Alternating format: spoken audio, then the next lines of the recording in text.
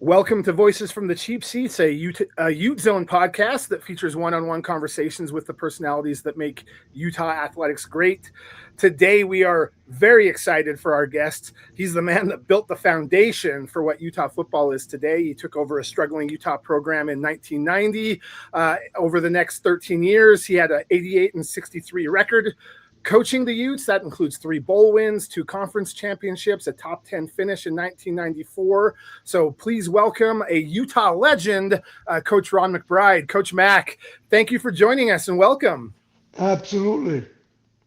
Well, Coach, we're excited to have this conversation with you, and we're going to talk about a few things in terms of your experiences at Utah, some of your philosophies as a coach. I think where we want to start, though, is look, there are people that they have jobs, and then there are people who dedicate their lives to a calling. And football was clearly your calling. You've spent most of your life in the game. What was the deeper purpose that kept you going through all of those years? And what was it about football that attracted you to this? Uh, well, I started off, most of the people in San Jose at that time that I played with in college all became teachers and coaches. And so I started off in the Eastside City School District. Uh, and at that time, all the high schools were new. And so I basically opened up Piedmont Hills High School as the head baseball coach and assistant football coach, and that's really how I got started. And then uh, a lot of coaches in the league at that time were guys I played with in college. And I know that uh, early in your coaching career, you got connected with Coach Tomey. Of course, you were coaching with him in his time at Arizona before you came over to Utah. What was that relationship like with Dick Tomey, and how did that inform what you did when you came into Utah as a head coach? Well, Dick Tomey was a big influence. Obviously, he was first of all, he's a great recruiter. He understood, you know, how to build programs, and he was just kind of part of it because I had worked for uh, several really good coaches along the way, and Dwayne Howard was kind of the guy I started out with when I first went from high school to junior college, and then well, I was with him for 13 years basically, and uh, we took the job at Utah. I forget what, and I came to Utah as an assistant coach with him, uh, and then uh, later on, I was hired by Dick Tomey in Arizona before I became the head coach at Utah, and Dick Tomey was a big, huge influence on my life as far as, and he was a real, Tommy was a real players coach, um, really, really very sound in his recruiting philosophies, uh, a good teacher, just, he really had himself together on all aspects. When you took over that Utah program, what was your vision? Obviously, Well, you had to build a roster and that sort of thing, but what was your approach and what was your vision around all of it? well, you know, Utah had, they, I could see when I was there as an assistant coach, I could see this program could be great, but it was going to take it's going to take some time. In other words, you're not going to do it overnight. You're not going to, So I had basically a 3 to 4 year plan when I came there, and to take it step by step, and don't take any shortcuts because they had. They had never really hired a nuts and bolts type coach. In other words, so I, I I believe that you build from the ground up, and so when I took the job, I had a plan. I knew that, and you had to follow the plan, and it was going to take, I figured in the third year I would have a good football team, but you need to be patient. What when was that point where you knew that it was really starting to come together and you were building something that could be special? Oh, I could see it in the daily process, because we did a really good job of recruiting, and we built the defense first. And every good player in the program, when I came in there, we moved to the defensive side of the ball, and so we were going to play good defense, and and that was going to be the the the first year was basically going to be dedicated to the defensive side of the ball, and offensively don't turn the ball over. Um, you know, have time of possession, always win the fourth quarter. Just little steps to make the kids believe, and and then we had to put them in situations where they were uncomfortable, and that's when we went down to Camp Carbon, um, because it was an uncomfortable place, and where people had to work hard to make a living. I love it. I love it. One of the things that maybe younger Ute fans that weren't around or don't remember your tenure, they may not know much about, but I'd love to talk a little bit about culture and about the Mafu, the slogan and mindset. Where did that come from? And Well, yeah, the mafia came from Arizona. Uh, we had lost a game to UCLA at the Coliseum, and my particular group, which was the offensive line, did not play well. And I had a two-time All-American, my center, Joe Toffenmeyer, who was kind of the leader of of my group, and we didn't play well. And in watching the film on Sunday with the players, I was pretty disgusted with how we played, and I kind of put it off on them as to, okay, you know, what kind of offensive line are you going to be? What kind of commitment um, you need to make, and you guys need to figure it out. And so I gave them some time by themselves, and I said, you come up with a way you're going to play, and then and then you tell me. And so they came up with the term "mafu," the kids, and so I came back in, and Joe said, "Okay, coach, this is it's going to be a mafu mentality."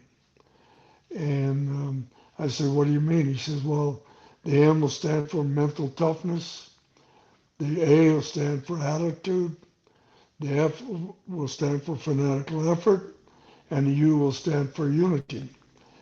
And then we played up at Washington the next week, which was a much better team than UCLA.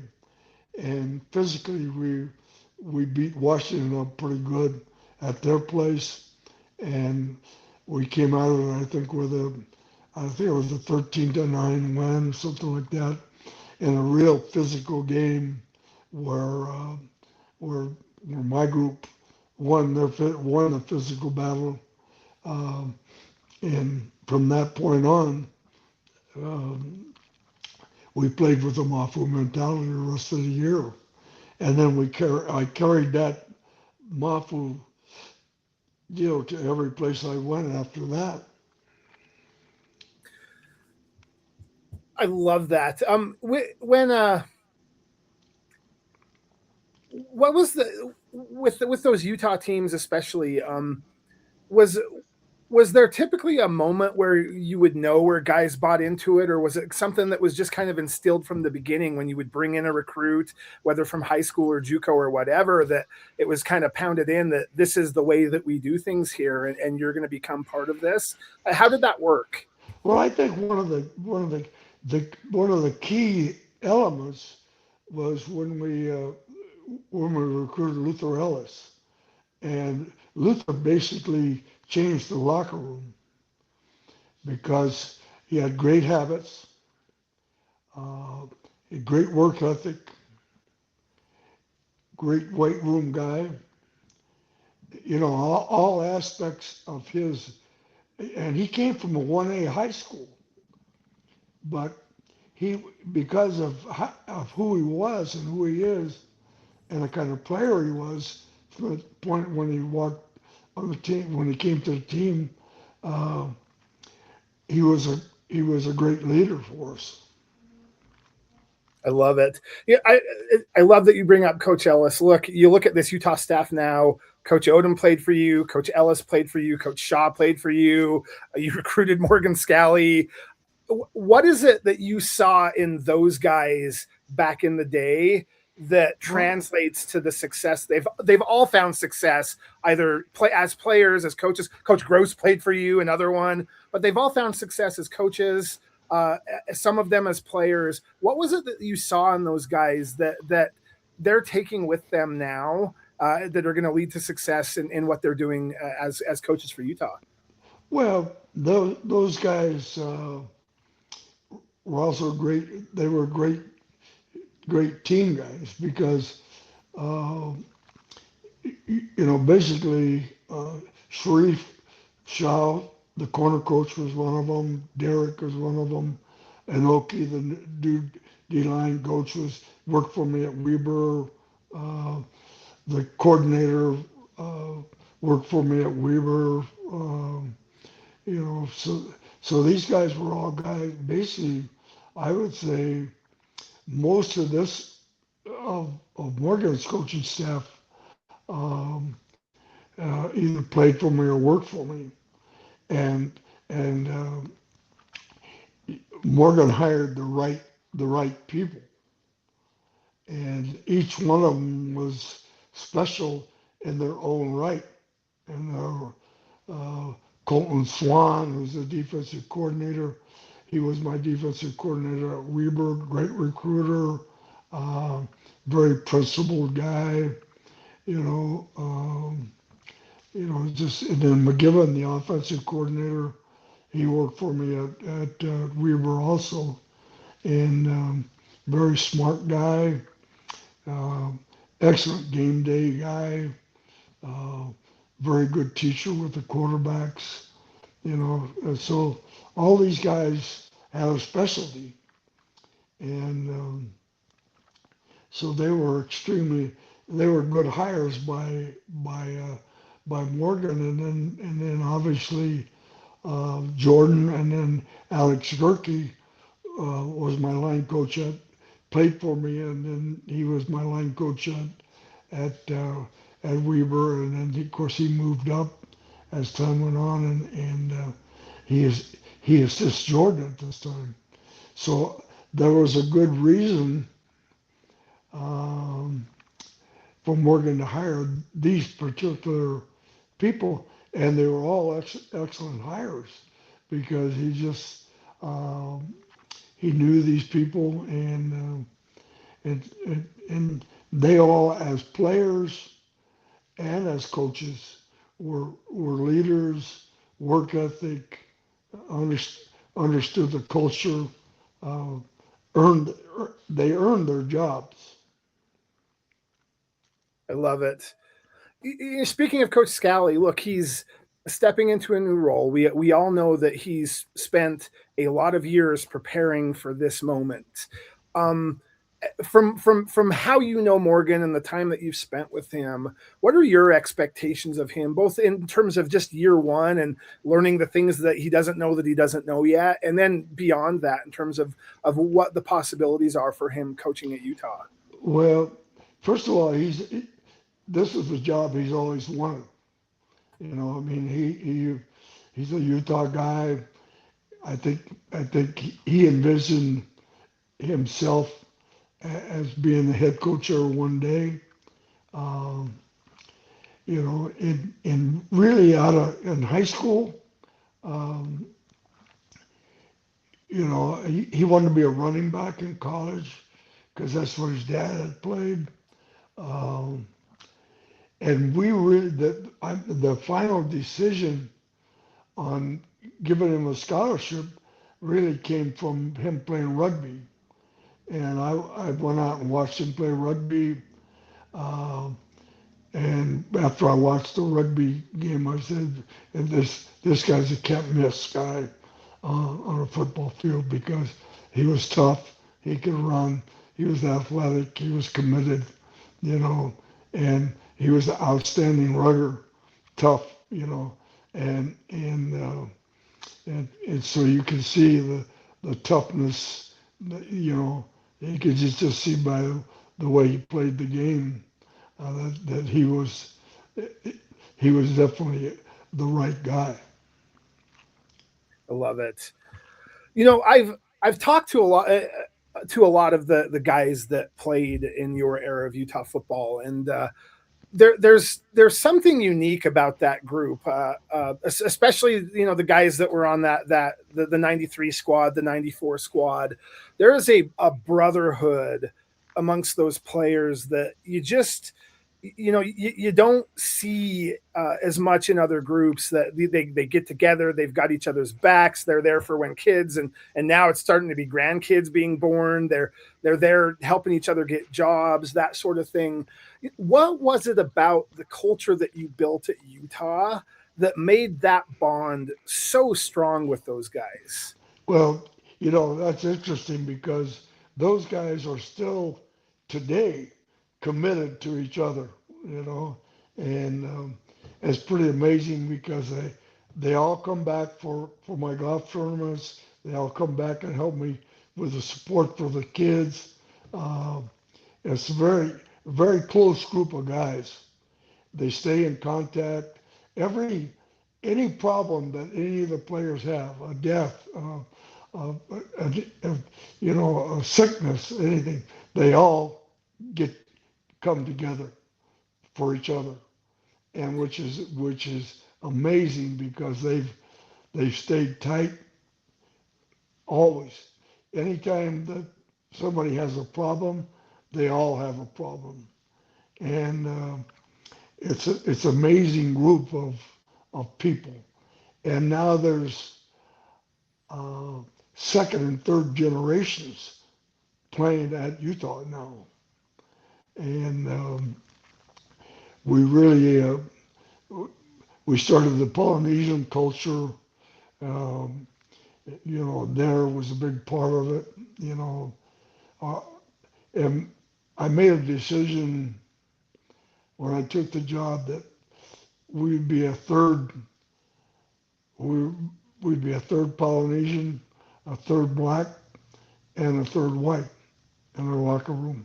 And we have a certain number of return missionaries. And so we built our locker room around that aspect of, and that culture today has maintained itself. Uh, you look at the roster, and what you'll see if you count, be a be a third, and a third, and a lot of the kids that are playing there are second and third generation kids. You know, the Kafusi family, on and on. You know, just you know, cousins, uncles. You know, just it's a very good culture. Yeah, it's really remarkable what you built it, and it's funny that you brought up the percentages where a third coming from different backgrounds, and there was a podcast that I heard from down in Houston this week where they talked about that very thing and how remarkable it is that Utah operates that way, and I love that it's it was an intentional and deliberate decision by you and your staff more than 30 years ago that established this thing that still lives on and is one of the things that makes Utah special. That's exactly right. Because what you do is you create a good locker room, and you create a culture within the locker room by a philosophy, and then you stay consistent to your beliefs, and don't panic if you have some setbacks. Yep, I love it. How important is that to look? You talked about having that 4-year plan when you came in and joined, and so you have to look. The motto at Utah Football Forever has been trust the process, right? You have to Right. trust in what you're doing. How difficult is that to stick to your guns when you've developed this strategy and things get a little shaky and you start second guessing or wondering if you should trust it? Like how tough is that to do as a Well, head coach? well, you just know that okay, and basically we had turned around 4 different programs before I took the Utah program, and basically a lot of those were taking over last place team and moving them to first place, and in each situation we had a plan and we stayed with it, you know, and we didn't panic. We built what we had to build, and with Utah, it was, you know, and Utah's kind of a show me state, so you got to show them that you're going forward before they invest. And so when Spence Eccles built the stadium, that was huge because that we were playing in a bad stadium. We were kind of, the stepchild for BYU at that time. Uh, there was a lot of things that needed to be done, and the more you win, uh, the more people step up. And so we got the stadium, we got an indoor facility, we got a weight room, and the Smith building was built by Richie Smith, and all these things took step by step. And the more you had success, the more people invested, and they began to believe it. They're and I think when we first I think in our third year or fourth year was we beat BYU down there, and that was huge. Um, just you know, and we had to. They were kind of the front runner of the league for a lot of years. Really good football team, very committed group of guys, and so we had to catch them, and we had to be able to out physical them, because I believed in building physical football teams, and so there's certain goals we had to have that we had to reach. And I think that first win against BYU, which was down there, I believe was huge. And we outplayed them, we out physical them. We won the game because we were the better team. And then from that point on, the game was on with them. In other words, we weren't like their stepkids. We came in as a good rival, and that game became more of, you don't know who's going to win the game, and you better show up and be prepared. I love it. of those rivalry moments, look, there was a lot made of your relationship with LaVell Edwards, and what was your favorite thing about just the rivalry in general during your time and your relationship with Coach Edwards? Well, LaVell is one of the best people that God ever put on this earth. He was a good friend from day one. Um, I think I first met him in 1978 when I came here as an assistant, and he and I we did a lot of things together. Uh, Myself, Vicky, Patty, LaVell, we did a lot of stuff as families to promote things in Utah, and he was just I you know they were so fortunate to have him because not only was he a football coach, but he was a great representative of the culture, of the religion, of how to, how to live your life, and he was just, you know, it, he was a guy you had to beat, but impossible to dislike him. Just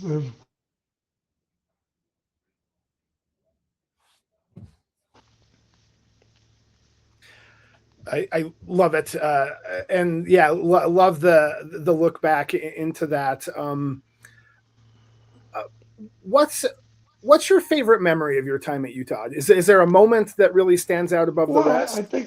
I think there's a lot of moments. The the first bowl game that we went to, I think, was important. You know, catching up with BYU, going from kind of a last place team in the league to being one of the front runners, and having a physical identity. So when you come to play Utah, you're going to pay a price, and you better be physically ready to play because you're going to get your butt kicked if you don't.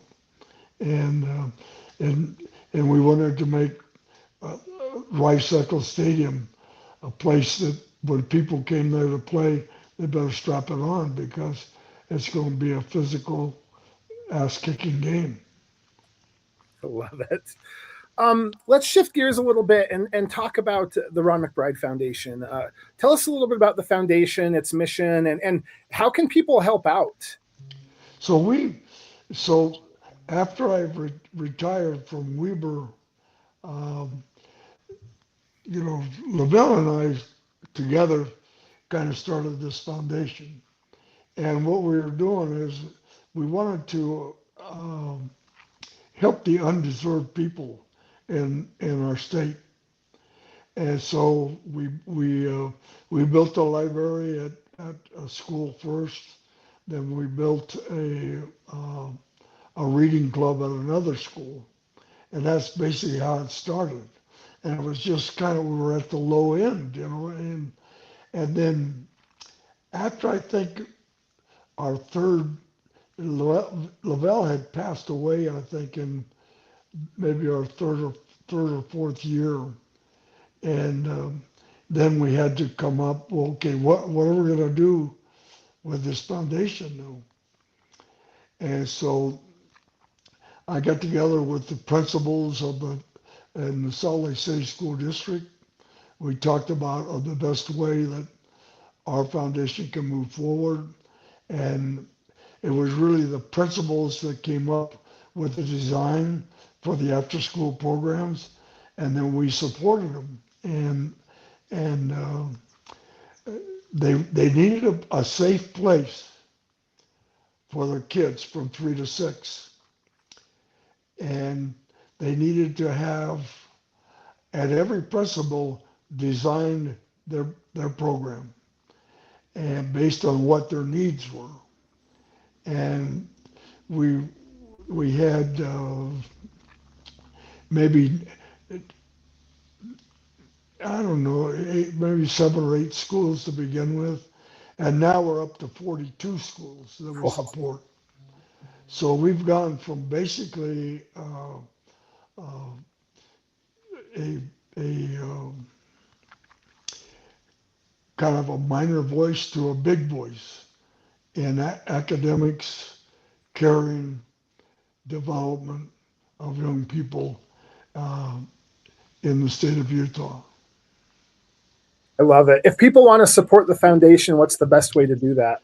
Just look at Ron McBride Foundation.org and they can donate.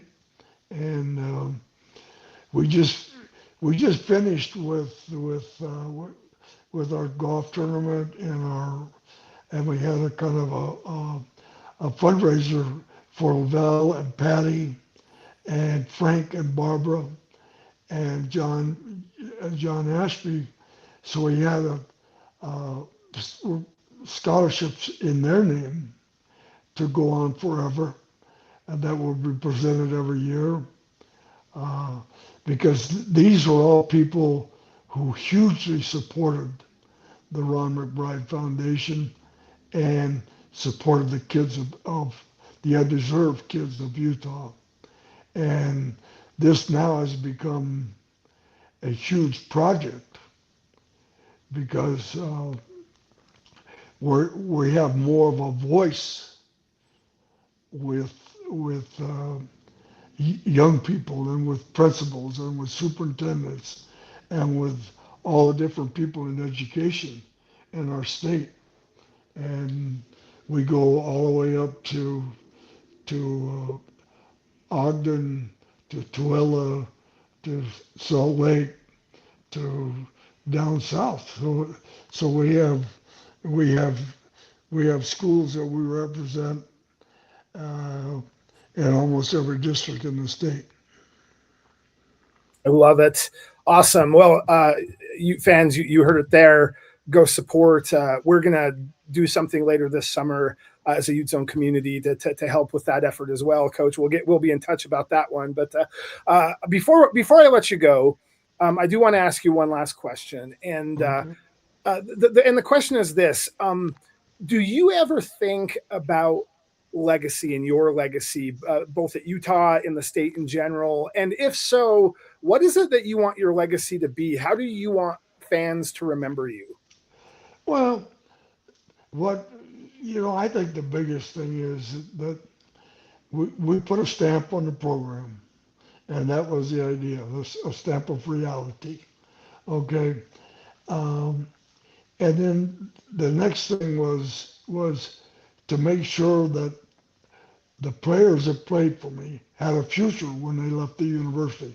They had a degree. They understood, okay, the job market. We helped. My responsibility was to see that after they left school, okay, I would continue to help them in whatever endeavors they wanted to do, what their profession was going to be, um, and and then to continue to support them um, in whatever their desires were to be, uh, and to always be there for them if they need me, um, and and and to go forward with and the key was education. The more educated you are, the better chance you have. Um, and I kind of divided the locker room basically into three entities, what I call the red, the yellow, and the green. And 10% of the locker room would be red people. In other words, they were people that were maybe not academically prepared for college, um, mentally prepared for college, uh, work ethic prepared for college, uh, but could play the game of Utah, the game of football. And the idea is to take the red, get them to the yellow, and then they go from the yellow to the green. So it's a process. And if you can usually get the red people to the first year and have some success, then they kind of fall into line because they're in the locker room, they're around the green people and the yellow people that bring them to the next phase. And we weren't successful with everybody. We had failures, but I would say 85% of the time we were right on with our strategy. I love it. Well, Coach Mack, thank you so much for your time. It's been a privilege and a pleasure to have you on and have the conversation. Looking forward to catching up with you during the football season. We'll make sure to say hello when we bump into each other on the sidelines. But thank you Okay. so much, and just have a wonderful day and a wonderful summer.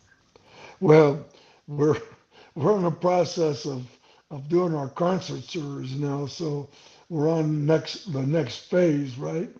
So and so after the Fourth of July, we'll get that thing up and running and get that done, and then we have another event in October, and then we'll present the checks to all the schools before school starts.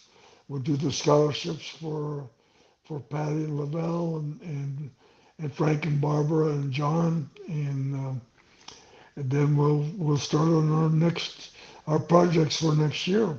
So that's kind of where we're at, and then it'll be interesting to watch the Utes and and the Cougars have a very good football team. So it's going to be it's going to be an interesting football season.